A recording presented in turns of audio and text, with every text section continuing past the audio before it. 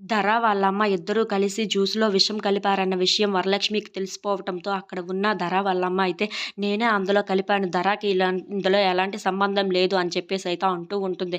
ఆ మాటలు వినగానే అక్కడ ఉన్న వరలక్ష్మి అయితే ఏంటి నీ కూతుర్ని కప్పిపుచ్చుకోవడానికి నీ మీద నేరం మొత్తం వేసేసుకుంటున్నావా? అని చెప్పేసైతే అంటూ ఉంటుంది. ఆ మాటలు వినగానే అక్కడ ఉన్న ధర అయితే ఒక్కసారిగా షాక్ అయిపోయి వరలక్ష్మి వైపైతే చూస్తూ ఉండిపోతుంది. అవును నీ కూతురిని పక్కకు నెట్టేసి నీ మీద మొత్తం ఏసేసుకుంటున్నావా? నాకు తెలుసు మీ ఇద్దరి ప్లానే ఇది అని చెప్పేసైతే అంటూ ఉంటుంది. ఆ మాటలు వినగానే అక్కడ ఉన్న వేగవతి అయితే ఈ విషయం ఇంతటితో వదిలేయండి ఇంకెందుకు అని చెప్పేసైతే అంటూ ఉంటుంది. ఆ మాటలు వినగానే అక్కడ ఉన్న వరలక్ష్మి మాత్రం లేదు ఎలా వదులుతాను? నా మీద విషప్రయోగం చేసిన వాళ్ళని నేను ఎలా విడిచిపెడతాననుకున్నారు? నన్నే చంపాలనుకున్నారు కదా! అని చెప్పేసైతే అంటూ ఉంటుంది. ఆ మాటలు వినగానే అక్కడ ఉన్న ధర వాళ్ళమ్మ అయితే ఒక్కసారిగా షాక్ అయిపోయి ఏంటి ఇది ఇలా కనిపెట్టేసింది. ఇప్పుడు ఏం చెయ్యాలి? ఎలా తప్పించుకోవాలి? అని చెప్పేసైతే ఆలోచిస్తూ ఉంటారు.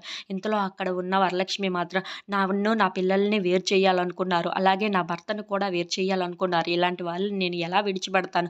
నిజంగానే వీళ్ళే చేసి ఉంటే వీళ్ళకి తగిన శిక్ష విధిస్తాను అని చెప్పేసైతే వాళ్ళ అత్తయ్య వైపు చూసి మాట్లాడుతూ ఉంటుంది. అది చూసిన వాళ్ళ అత్తయ్య కూడా అయితే ఏంటి వరలక్ష్మి ఇలా ఇంత కోపంతో ఉంది అని చెప్పేసైతే అనుకుంటూ ఉంటుంది. ఇంతలో అక్కడ ఉన్న ధర అయితే ఇప్పుడు ఏం చేయాలి అని చెప్పేసి ఆలోచిస్తూ ఉంటుంది. అక్కడ ఉన్న వరలక్ష్మి మాత్రం చాలా కోపంతో నా కూతురిని నన్ను వేరు చేయాలనుకున్నారు. అలాగే నా భర్తను కూడా వేరు చేయాలనుకున్నారు. నేను ఎలా ఊరుకుంటాను? దీనికి తగిన శిక్ష విధిస్తే కానీ నాకు ప్రశాంతత ఉండదు. ఎలాగైనా సరే దీనికి తగిన శిక్ష నేను విధించాలి అని చెప్పేసైతే చాలా కోపంతో మాట్లాడుతూ ఉంటుంది. If you like this video please like, share and subscribe friends.